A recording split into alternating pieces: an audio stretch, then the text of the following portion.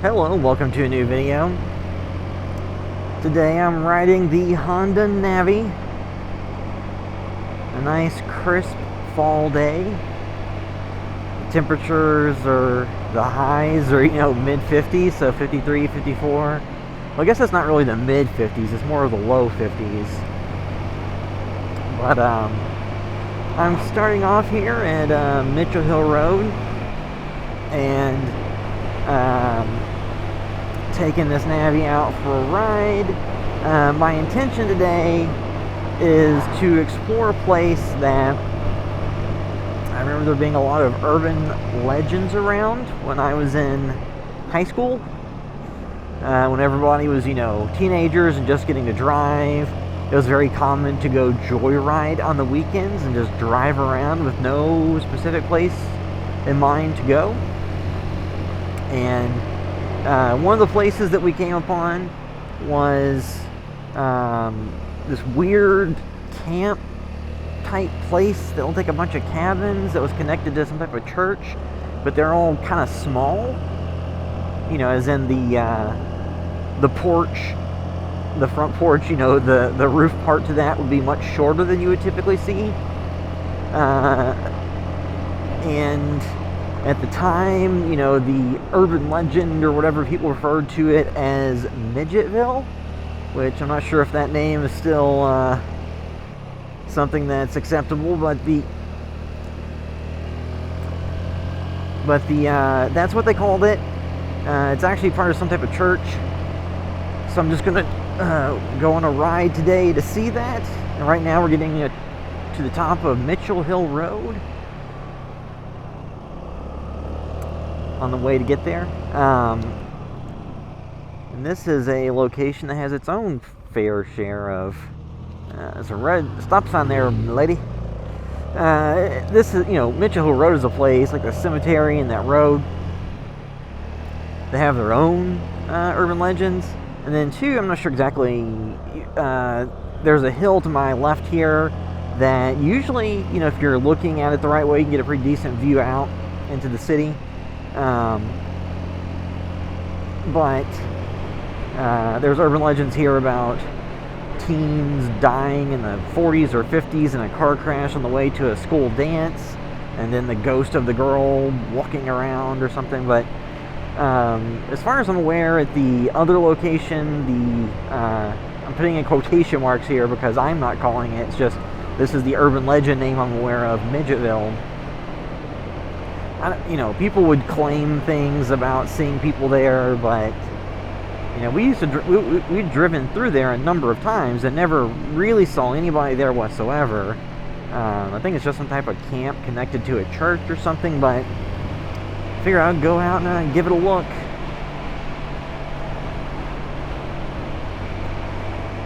And I figured that'd be a decent enough reason to take the Navi out for a ride because I hadn't ridden it in a little while.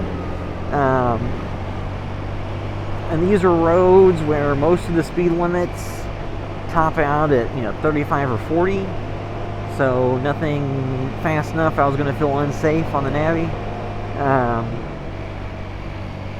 Now we're crossing into Bullitt County. Now we're in Bullitt County.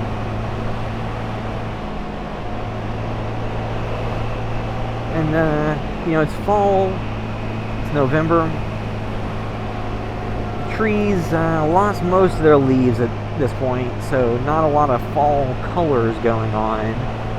That would have had to have been a few weeks ago to capture that, but now I'm going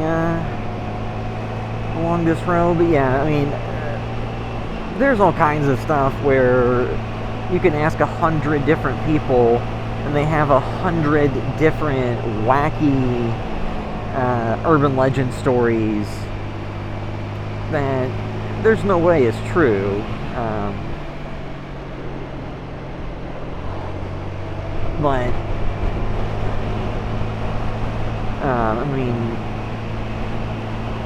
that, like I said, the place I'm going, I remember people talking about it. I don't remember anything specific, like true crime or paranormal or anything. Just people would claim going there and seeing people getting chased off or something. Now, I'm not recommending anybody go and trespass. I'm just going to drive through, because I think it does have a public road that goes through.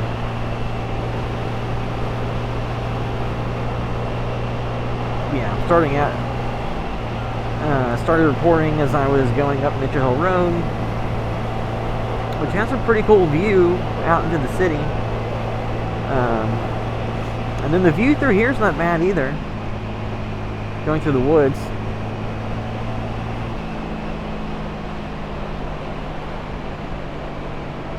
Just the thing that I'm always on edge for is a lot of these roads will have huge potholes in them that, on something like the Navi that has pretty small wheels and tires, can be pretty treacherous. So I'm just always on the lookout for that.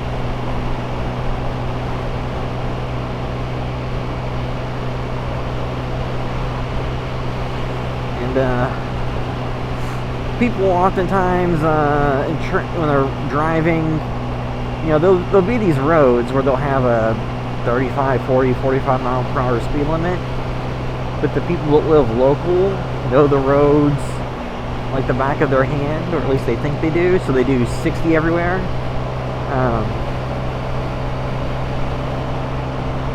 And, you know, like right now I'm in a no passing zone, but I'm sure people would attempt to pass going into a corner that's uphill. Yeah, so the overall trip that I'm going on here, to get from my house to here, was in total about a 39-minute trip. So, kind of reaching the limits of how far I'm willing to go on a trip with the Navi, because it's not super uncomfortable, it's just not particularly comfortable. I mean, for the kind of bike it is and the price point, it's great, it's fine. But once I've ridden this one long enough, I'm usually ready for the rides to end. And I'm sure there are people that have taken these on super long, 4 or 5 hour trips, or, road tripping across the country or something, but I, however, have not done that and don't really intend to. Because when this is all said and done, it's probably going to be about a 2-hour round trip for me to get here, ride around, and go back.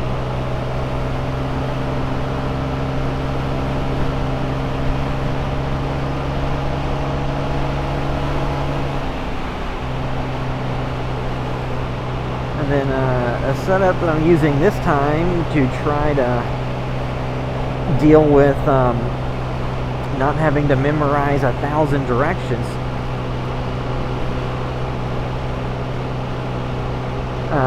I have my AirPods inside my ears, inside my helmet, and I have those on transparency mode so I can hear everything. And I put the GPS, open that up, and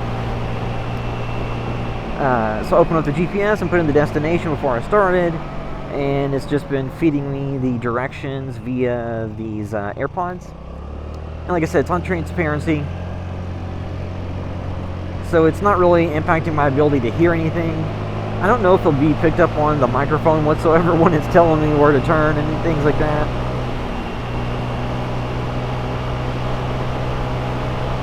But that's an easy way to get directions without being super obtrusive or dangerous, because I think, I can have the directions show up on my Apple Watch. I think that's a little bit dangerous, having to lift my wrist up to check it ever so often. And then you get glare or certain angles where it's not so easy to read. A lot of woods and hills out here.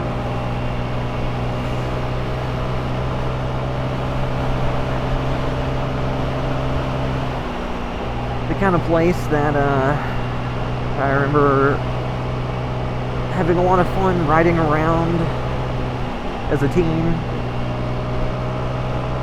It's the kind of place where at nighttime it'd be pretty sparse, not many people around, not a lot of lights, not really many street lights, mostly just your headlights, your car. And then people ride around and, you know, scare themselves.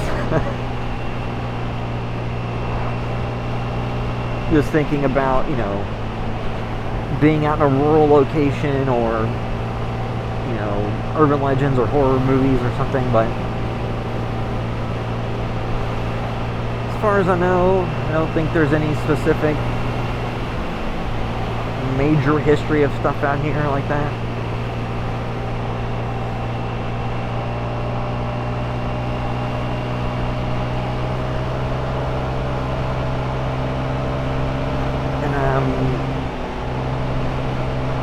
You know, with the time changing recently, it does get dark here pretty early. It gets, you know, pretty much fully dark by 5:30. So my goal is to get out here to see this place, check it out, you know, and then while doing that, recording this video, and then once I get done, I can head back and get home before it's completely dark, is the hope.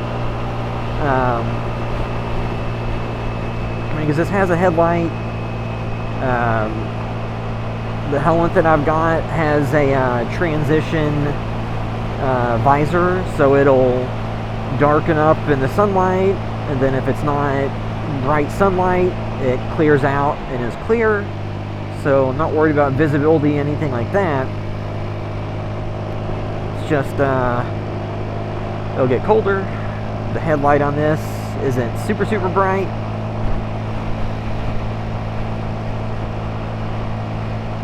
And these are probably roads where people would want to go through faster at nighttime than I would, as somebody who's not super familiar with them. And these roads do not have a lot of run-out space on either side. If something goes wrong, you're going down a ditch.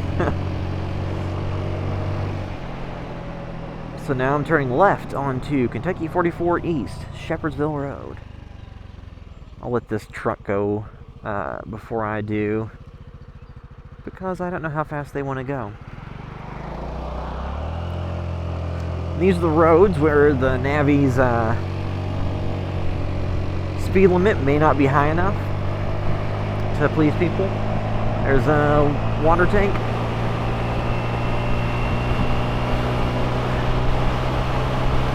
I'm not sure exactly how far I am from the location yet,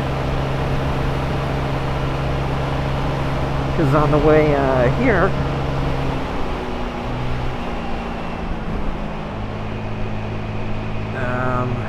oh, I guess this is it. I need to turn around. I just passed it.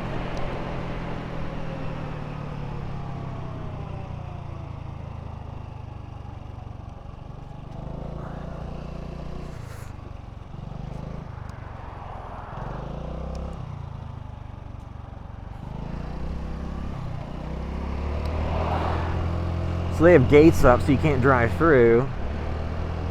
I guess they've had too many visitors, which is why they've turned all this off. I guess I need to turn around.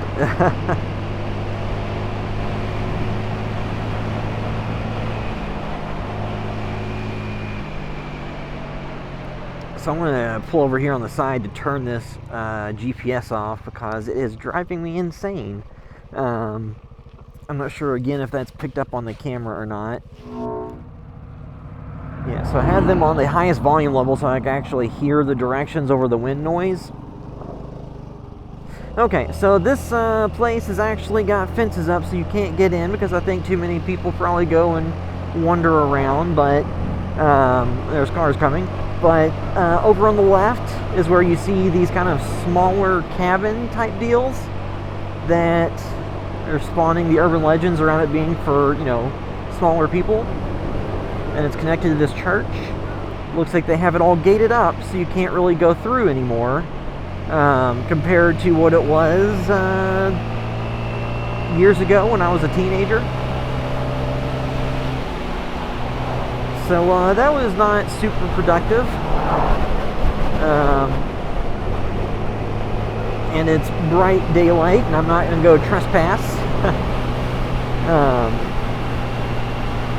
Because I remember in the past going through there would be a road that you would drive through. It just kept going to some other neighborhood, but that may have all been private property, I guess. But it looks like if you're trying to go there now, you really cannot get in. So, not really something that seems like it's worth going for the ride out to see. I mean, if you want to see the scenery and take all that in, that's fine. But the actual location itself didn't really have much going on. Yeah, so I realized you actually can drive around and see a little bit of stuff. As you can see, these are kind of like shed deals, little cabin things. So I think this is a private drive, so I'm going back out of here, but just going through, you can see the, kind of smaller places. I'll throw this in at the end of the video.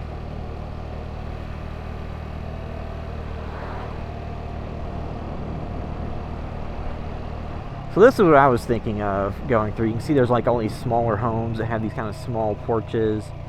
I'm not sure exactly what these are all for.